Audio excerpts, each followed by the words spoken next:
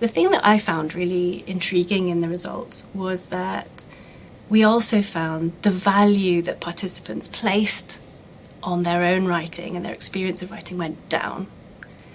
And their enjoyment of doing the task went down when using generative AI.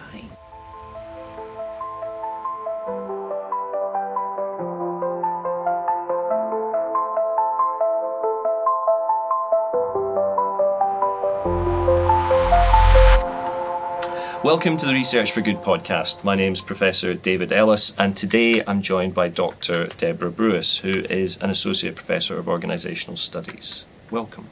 Your current research is on AI and creativity. Yeah. Lots of people listening will be thinking, isn't everybody talking about AI at the moment? But this hasn't just appeared for you, this has been on the horizon for a while. I think AI is a facet of a longer running interest in technologies and like the broadest concept of technology, like tools, ways of thinking, concepts that are shaping the future of our working lives. My interest coming to AI and the paper which this podcast is kind of built around specifically was about our ability to think creatively. Like my question in coming to AI and watching how more and more people were starting to use it and how they were using it was, in what ways will it reshape the way in which we're learning about the world? And crucially for me, will that start to reshape our capacity to imagine different futures for ourselves? Ultimately, working in the interdisciplinary team that we were, we ended up doing an experiment which tried to measure the way in which creativity was reshaped with and without the use of generative AI. But my kind of core interest in that topic really was a bit broader on a social kind of scale. Yeah. So can you say a little bit more about the experiment that you ran? So this project came about through taking part in the GW4 Crucible, research crucible. So the GW4 is University of Bath, University of Bristol, University of Cardiff and University of Exeter. And every year they run a research crucible for largely early career academics on a certain topic. So the topic we were working on was data and digital. And we came together as a group and we ended up one psychologist, me, an engineer, a computer scientist whose specialism was large language models. But we were all interested in that question of, is the way we are thinking, particularly in a creative sense, being reshaped? That project had two strands to it. One strand was the experimental psychology strand, and the other strand was qualitative, which we've not yet published from. So May, my colleague, led the design of this experiment. In the experiment, we asked a group of participants to engage in a creative writing task, split into two cohorts. So one cohort were explicitly barred from using generative AI to answer this task, to perform the task, and the other group were required to use it. And the task was designed to measure divergent thinking. So divergent thinking is our capacity to come up with ideas that are disparate from one another, really different from one another. So in this particular creative writing task, we asked them to imagine they were in a future where they had a printer that could print anything. And then people had 10 minutes to write. So some people used generative AI and they were allowed to prompt it and interact with it if they wished, or they could simply prompt it once and use that response. And then one group were doing it manually. And it was funny in the process of designing this task because of the group, I'm the creative writer. I use creative writing in some of my research. So, of course, I was the member of the group that was set aside in a room against the AI to test it out. So that was quite fun. And so, the $1 million question is, what were the results then? What happened? So, broadly what we found was the group using generative AI performed better in all the measures that we were using. They produced a greater volume of ideas, and those ideas were also more divergent from one another. So we measured fluency, how well it was written, and also flexibility. So if you said the printer could print a bridge and the printer could print a delicious meal, then there would be very different ideas. Or the printer could print a harmonious relationship between your parents. That would be another completely different idea, right? They would be scored quite highly. The group that used generative AI performed far better across those kind of measures. I think, and we kind of we expected that to happen. The thing that I found really intriguing in the results was that we also found the value that participants placed on their own writing and their experience of writing went down. And their enjoyment of doing the task went down when using generative AI. So that's kind of where my sort of thinking has been around since doing this and since writing it up, because I see, we published this last year, but we were working on it for a couple of years before that, and this field is moving so quickly. I think those are the kind of conversations we're having now about the future of work. If our enjoyment of performing creative tasks, whether writing or otherwise, is going to be diminished, then what is the kind of meaningfulness in work that we're going to get? What's the value we're going to perceive in our work? Why do you think their enjoyment went down? There is a sort of area of psychological theory which argues that we have a need for cognitive effort, that is called a kind of need for cognition, and that we find reward and value in doing things that are hard, that require effort, that might even be frustrating for us.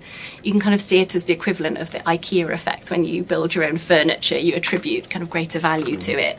Do you think, beyond the sort of feeling it's hard work or not, do you think part of the result in your experiment could also just be because people feel a bit guilty for using AI?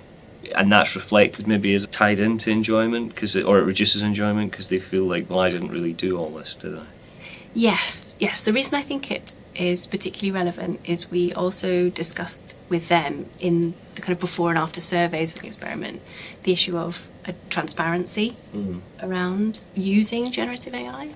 So the group that weren't using generative AI perceived that it was kind of unfair that one could use generative AI to do this. So I've been through this hard work of doing this, therefore I value it well. But when we ask them about transparency, and say if you were to add a disclaimer, the acceptability of using generative AI went up for all groups. So some of that could be guilt, could be a feeling of it being sort of unfair, or there's something going on there that we weren't able to fully capture, I think, in this one. But emotionally, seems to be a very complex experience. And presumably as well, so that's an experiment where at the end of the day people do the experiment, they go. You might hypothesize that the effect would be even stronger if this was in real work, potentially, because it does matter more. There's more at stake. Yeah. In real workplaces, there's also a build-up potentially over time. Yeah.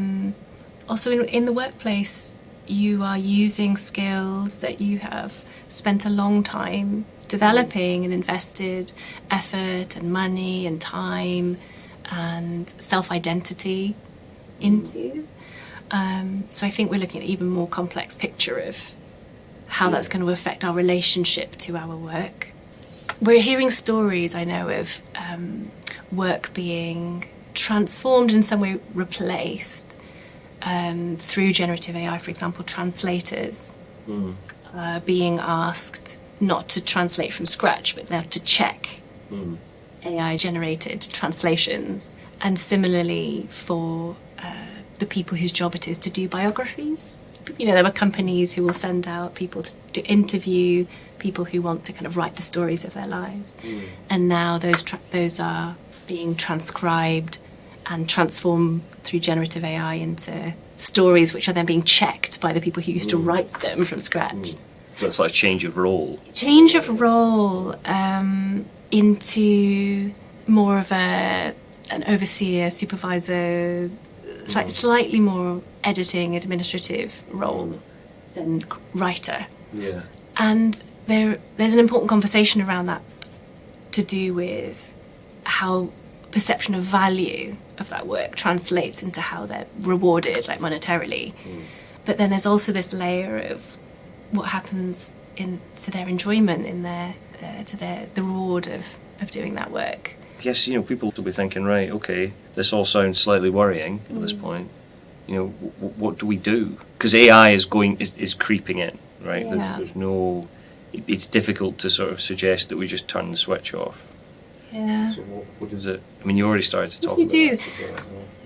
How can people reassure themselves that they're... I suppose it raises questions about people making sure they are enjoying their work. Yes. I think there are different ways we can look at a problem, and I mean that being problem in a neutral sense, like from a researcher's point of view, because there's a question of like, what do we do to make sure people are still able to find meaningfulness in their work? That would be a question that we could ask and pursue. But alternatively, we could also ask the question, what if work becomes, again, decentralized from the core value and meaning we have in our lives? Because work wasn't always the key sense of meaning that most people had in their lives. And isn't still for many, many people. But is it also possible that AI could somehow do the opposite and make work more enjoyable or more valuable? I think it's absolutely possible. I think it's possible to have a relationship with AI, and in this case generative AI, that facilitates creative thinking, that becomes a creative partner. And I think that is where some of the research focus is. I'm involved in another project currently with a slightly separate group of researchers, but actually that came from the same research crucible, where we are experimenting with what we call chattable avatars. So chattable avatar is essentially a generative AI chatbot, but that's given a face, whether that's a realistic face or a cartoon face or a paperclip like in the Microsoft web days. Yeah. So you can make it look like whatever you want, but the key thing is it responds to you in real time. And we're looking at the potential for that technology to be useful in the museums and cultural heritage sector. And the reason I bring it up in this conversation is that our interest is in how can this technology help people not only access the knowledge of these places, their archives, their sites, the exhibitions they have, but also promote critical thinking about the knowledge that is held by those sites, particularly about our own history. And I find that really exciting because often the conversation is about how generative AI is diminishing our critical thinking skills. Yeah. Right? So we're kind of trying to flip and say, okay, how could we use it to promote critical thinking? Because that conversation's already happening in our own institutions about education. So kind of trying to transfer it over and... Yeah. Well, I mean, there is at no point that is more urgent in a way, because, our own area in particular it's going to be very different. It's just how quickly it can move to change. And I mean, I guess overall, it's not saying we should get rid of generative AI, it's saying how do we go forward with it, because it's sort of here. You can't put it back in the box, sort of thing. No, I think, at least in the approach of my work, it's learning more about how it is being used. Rather than necessarily trying to put it back in the box. Which I guess has implications for, as you say, you mentioned earlier about multidisciplinary, that has lessons for management, but also has lessons for like HCI and psychology, as to how you might design these things. I mean, on another project I'm working with the Chattable Avatar, we're working with a human-computer interactionist at Cardiff. We're working with a medical historian at Bristol. So it is... I've found, at least, it very productive to work interdisciplinarily across this, because what we find will have implications in each of our disciplines. And we're also finding that we are coming up with more relevant questions for our industrial partners working together. So in the approach of my work, I am treating it as it's here, what are we doing with it? But I think there is an element in how I sort of, I guess, personally think about generative AI, where I'm a little bit sad about it, because I think this technology will determine quite a lot of how our future looks. So I think there's a certain amount of processing that we'll need to do as a society, especially I think around work as we go along, not only of accepting and learning about the new future, but of letting go of our expectations for work and the future that we may have had and may have grown up with.